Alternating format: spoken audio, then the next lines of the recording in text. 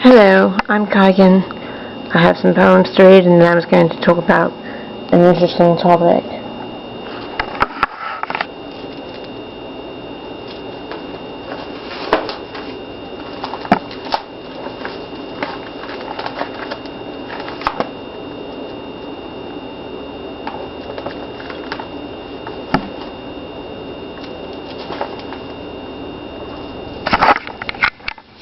It's called Forever to Replace Time.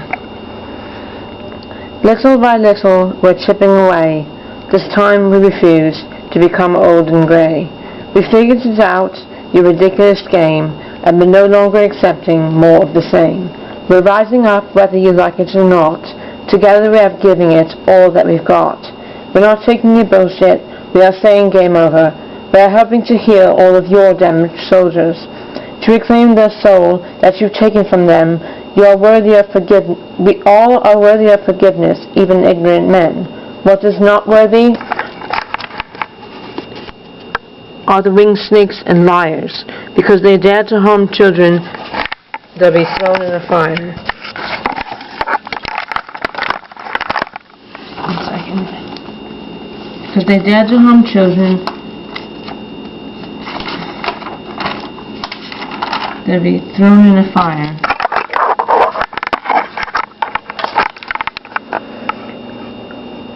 We warned you not to lay a hand on our children, but you did anyway. You abused and you killed them because you hate we can create. You prey on our children because you're so afraid, but the children you've wronged... Hold on a minute.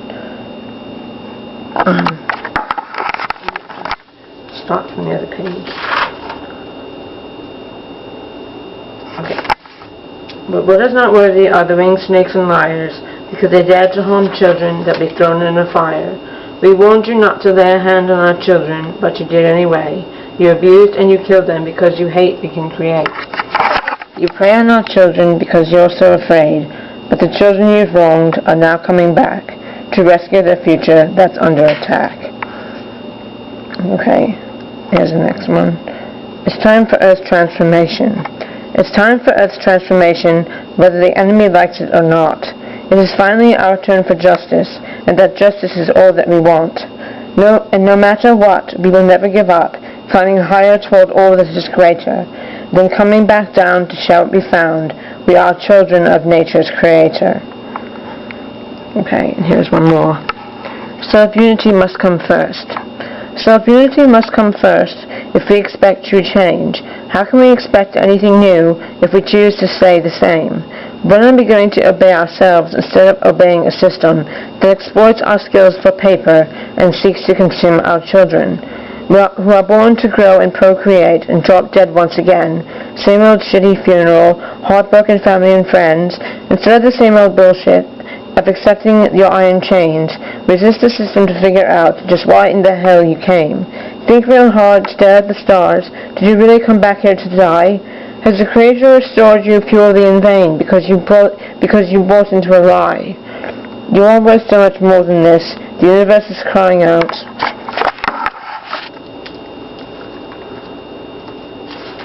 How dare that college take my name in vain, disguised as my children's way out?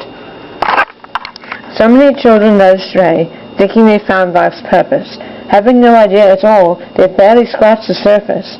The purpose of righteous humanity's return is to bring forth a quantum shift, to break free from the mode of society that it has been trapped in.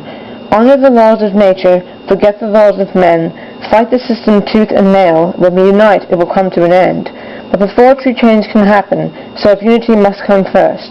Unite as one with the Creator, who made the universe. The Creator wants to help you use your skill to set us free, using whatever gifts we were blessed with to help our brothers see that there is so much more to life when you discover your true purpose. When independent towns connect together, truth will rise to the surface. Mark Luther's quote, if you're inspired by nature, you're desired by nature. If you live in a way that is helping Earth and creation, she will have you incarnate again. If you can't get done what you want to get done and you desire to come back and do more of the great work, because that's what we're doing.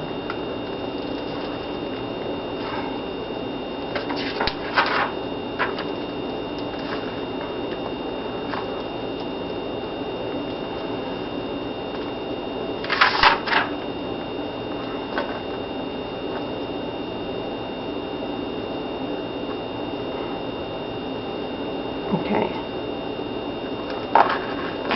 We're going to talk about our topic today is beyond the physical.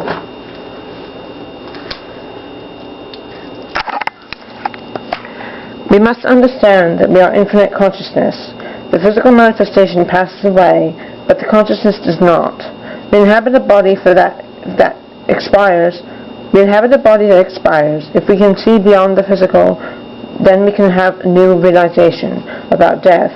But it's not a negative one. It is just a transition where one will incarnate as a new body, or become a higher self to guide an incarnate body, or perhaps explore other options not yet understood in our 3D existence. I've noticed on TV there's deliberate programming of shows about resurrections to keep people in lower consciousness and stuck to the physical incarnate body. See, stuck to the physical view of what you can see in front of your eyes, and not seeing what's on the inside, because people are very attached to how somebody looks, and there's more than that. That's just an outer shell. So they want people to think that somehow people can come back, and maybe they can. Maybe I'm not. Maybe that something can occur at a time where that happens. But from my understanding, I believe that resurrections happen when you awaken to who you were in a past time. Start for the physical incarnate body, so they are blind to actual resurrection, which is awakening of your past lives. From within your DNA records, which is considered junk DNA, but I believe that's what it is. That's why it's not active, because it already was. So it gets activated when you tap into it, when you meditate and you make a cosmic apology. That's how my own master came in contact with her higher self. And sometimes you can come in contact with your higher self when you're doing things that you enjoy and love to do, and things that you're skilled at. And the pigs are desperate for people to stay in a state of fear so they can be controlled and stuck to their physical meat suit, as they call it. When you let go of your chosen identity that's been chosen for you, and that's who you are, your name and everything, that's paperwork and stuff, that's not who you really are. You don't be attached to it.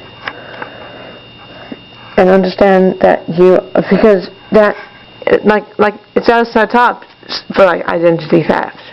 Nobody can steal your spiritual identity, the real you. Nobody can steal that. let go of your chosen identity and understand that you are a multidimensional being. You free yourself from the system matrix. You can travel with and bring your talents to Earth and help change the reality and make the world a better place for future incarnates.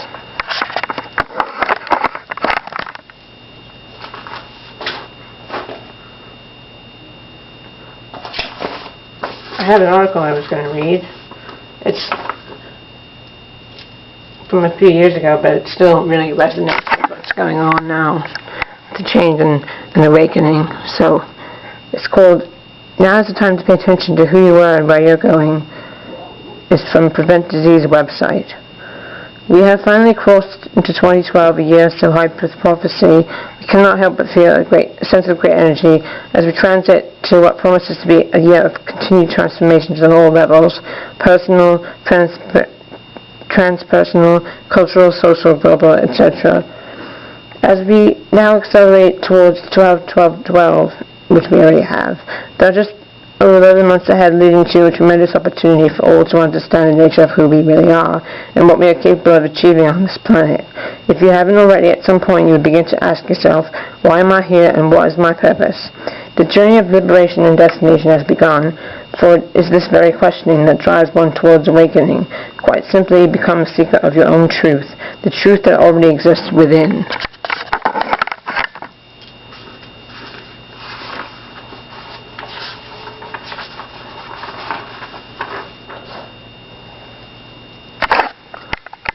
Scientists now know that DNA can be directly affected by our words, thoughts, and emotions, and we can also affect the DNA of others from thousands of miles away.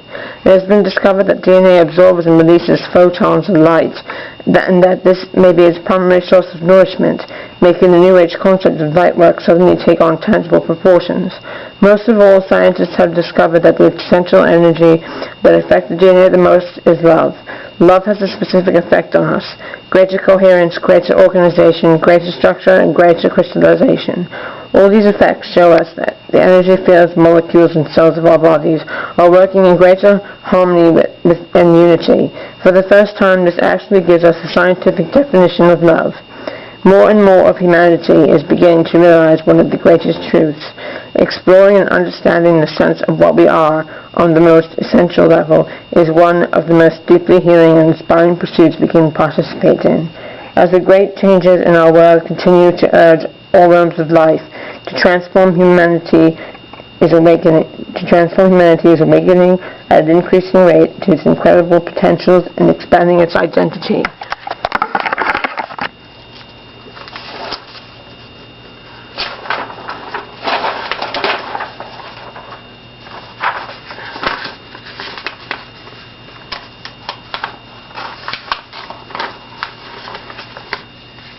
In a continuous shape, we must acknowledge that it becomes our choice to transcend another level of frequency of consciousness so that we can take part in the co-creation of a new and special era, a time for all things positive, a time to imagine, a time for total brotherhood. The general purpose of life lessons is to catalyze one's growth of being, to increase soul strength. In our case, this often requires emotionally charged experiences because emotions provide a type of energy that temporarily boosts or retards what we are capable of doing, depending on how they are used. Without this boost, we would be reluctant to transcend limits or explore new ground because our motivation would depend solely upon old ways of being and doing. The efficient use of emotions is a learning experience. The efficient use of emotions in a learning experience increases soul strength and expands knowledge. Therefore, nothing more than the newfound understanding is required as motivation when facing similar experiences in the future. On the other hand, emotions can retard progress if they limit what you feel you can do. We must learn to separate emotions that limit us from the ones that open us to new possibilities. The value of positive and negative emotions depends upon what we do with them. Positive emotional energy can be used to directly put knowledge into action with gusto. Seen in its most elemental change, transformation is something that most of us have been conditioned to engage with anxiety and even fear. This is not only a process of social norms, but the nature but even the nature of the ego or separate sense of self is described in certain spiritual traditions. Love means compassion, kindness, caring, giving, sharing, and harmlessness. In keeping with becoming that which we wish to see in this world, we must become love. Focus not upon what you think is wrong in the world, but rather how love and harmony will bring balance back to the world. We must be willing to venture beyond the safe and limited parameters we have long lived our lives, moving into the unlimited realms. Love of oneself is essential to the spiritual path, not as a narcissistic pursuit, but as something much deeper and more mature. By loving oneself, one is intending to serve the highest in themselves to the best of their ability at all times. This means taking care of all aspects of the being and not abusing oneself in any way. This means drawing in any desperate parts of the self immersed in shadow into the illuminated sphere of consciousness to be worked on, not steered away and repressed. This means treating every situation, no matter how horrendous, as something to serve with our best and merge with as fully as we can with our presence, embodying the force of union so connected to love.